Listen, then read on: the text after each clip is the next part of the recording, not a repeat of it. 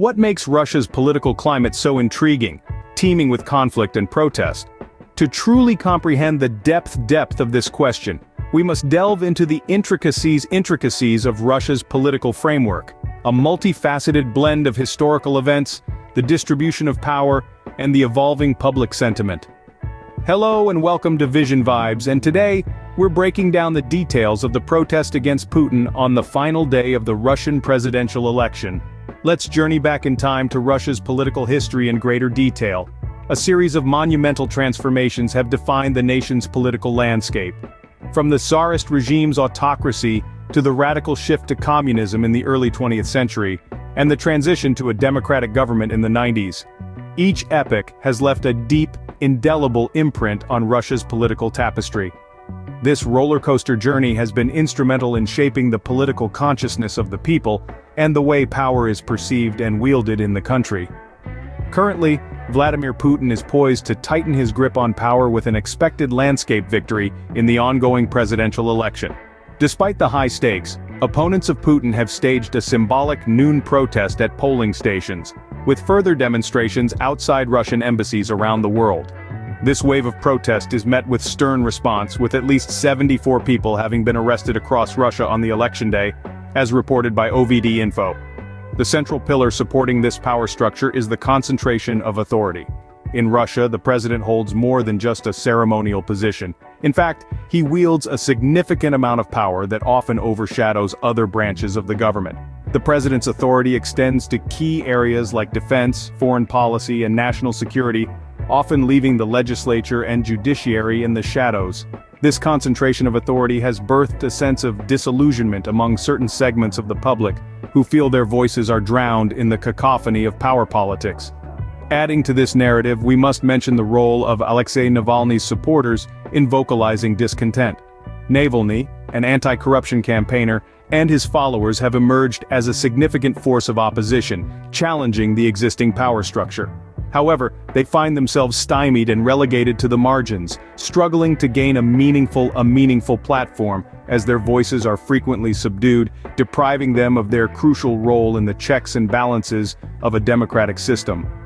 This lack of a formidable vocal opposition has further fueled public discontent and protest. Speaking of public sentiment, it is far from being a monolith.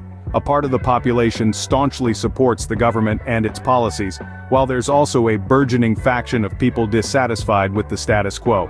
This dissatisfaction, compounded with the perception of restricted political freedom and catalyzed by Navalny's arrest, has given rise to a growing wave of public protests and demonstrations.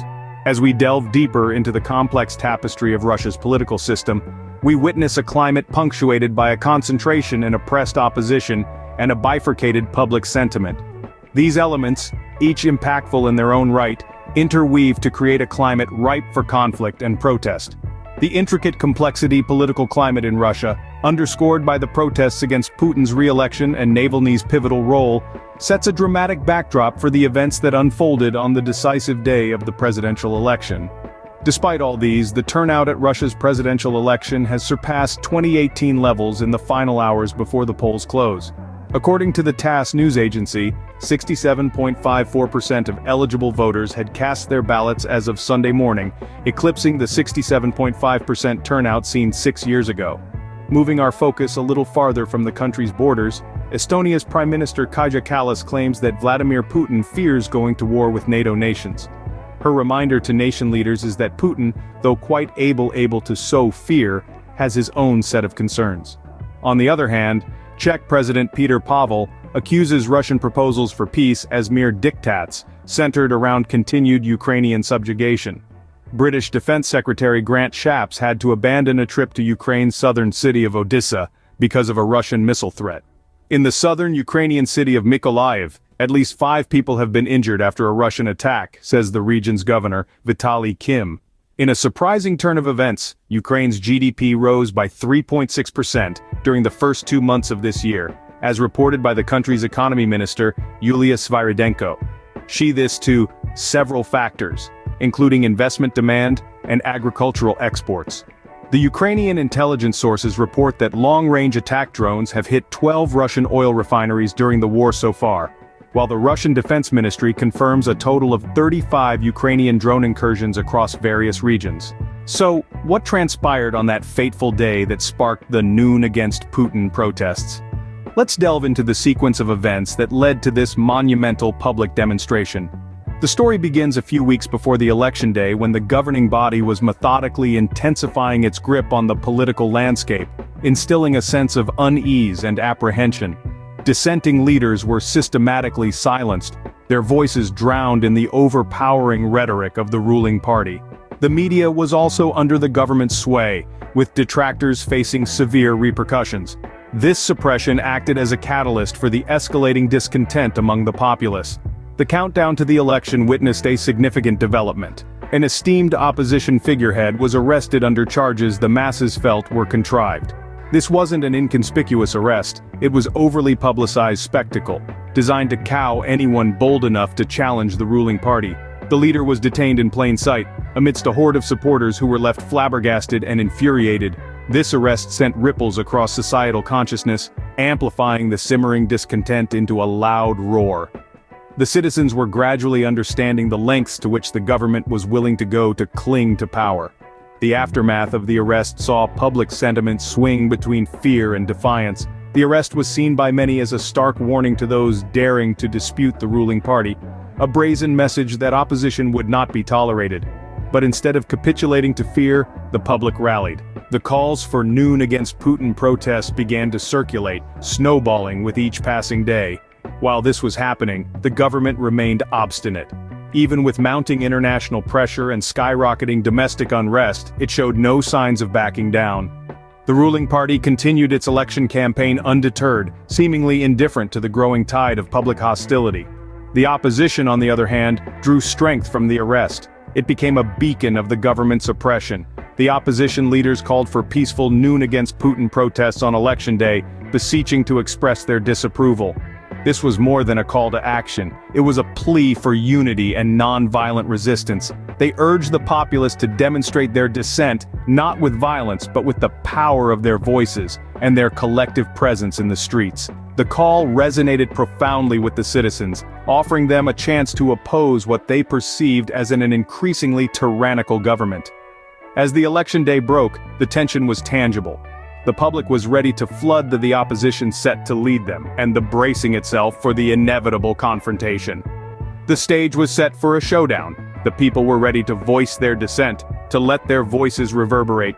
The tension was high, the stage was set, and people were prepared to make echo through the streets in the Noon Against Putin protests. As the final day of the election dawned, thousands peacefully took to the streets in protest against Putin. This wasn't just a handful of people expressing their discontent.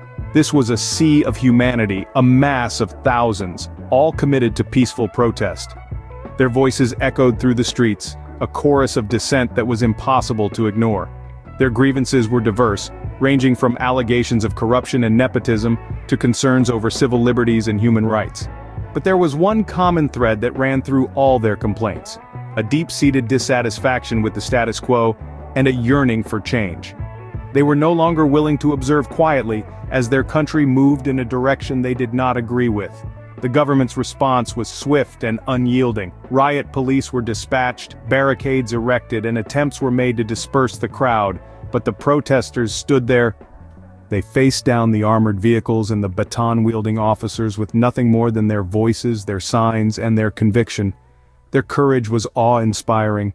They were ordinary people, students, workers, parents, but on that day they were warriors of peace. They braved the cold, the tear gas, the threats of violence, all for the chance to make a difference. And they did it with a determination and a resolve that was nothing short of extraordinary.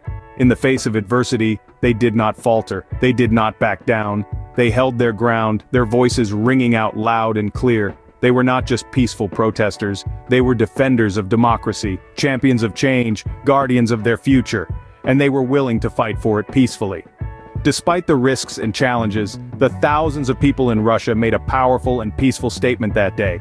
In the aftermath of the protests, Russia found itself in a state of uncertainty, and this was particularly palpable following a demonstration against Putin outside the Russian embassy in Berlin, where Yulia Navalnaya herself took a stand.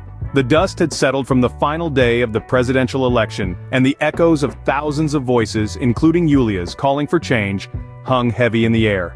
The government's response was swift and outwardly calm, yet underneath their stern words resided a ripple of unease, a realization that even outside their borders, the status quo was being challenged. This protest led by Yulia Navalnaya was not just another outcry from a dissatisfied citizen, it was a powerful symbol of defiance from a woman whose husband, Alexei Navalny, has been the focal point of Russian opposition. Her presence, and the crowd that gathered with her, sent a clear message that was growing stronger by the day, a yearning for change. The protests did more than just interrupt an election day, they left an indelible mark on Russia's political climate. The ripples of this demonstration, led by Yulia Navalnaya, continue to shape conversations and debates. The political landscape is shifting and new alliances are forming. Amidst this, the government grapples with a populace more politically engaged and vocal than ever before, with figures like Yulia Navalnaya at the forefront. The aftermath of this international protest has left Russia in a state of flux. It's a change that has been long in the making, and the echoes of this significant moment will likely reverberate in the halls of power for years to come. The protests have marked a critical juncture in Russia's political history, one that continues to echo, not just within Russia, but in the global arena. Examining the impact of these events on the Russian political landscape, it's obvious that the protests that took place on the final day of the Russian presidential election were more than just a fleeting wave of dissent. They serve as a symbol of a broader shift within the Russian political spectrum, a burgeoning call for transparency, accountability, and adherence to democratic norms. The sight of thousands of citizens flooding the streets broadcasts a powerful message, not just to Putin, but to the international community, that the Russian people are not merely docile spectators in their political saga. Further, these protests reinforce the potency of collective action. Even amid adversities, the voice of the people made its mark in the public domain, resonating their hunger for transformation. This serves as a testament that even under the shadow of towering structures, the determination of the people can and indeed does make an impact. Lastly, these events underscore the unpredictability of Russia's political future. Despite Putin's unyielding grip, the swelling wave of dissatisfaction cannot be overlooked. This renders the future path ambiguous, yet compellingly intriguing. In the face of an unpredictable political landscape in Russia, one thing remains distinct. The voice of the people, once stirred, cannot be suppressed. That's all for today, folks. Remember to keep practicing, keep exploring, and keep pushing your limits. Until next time, take care and happy protest against Putin on the final day of the presidential election.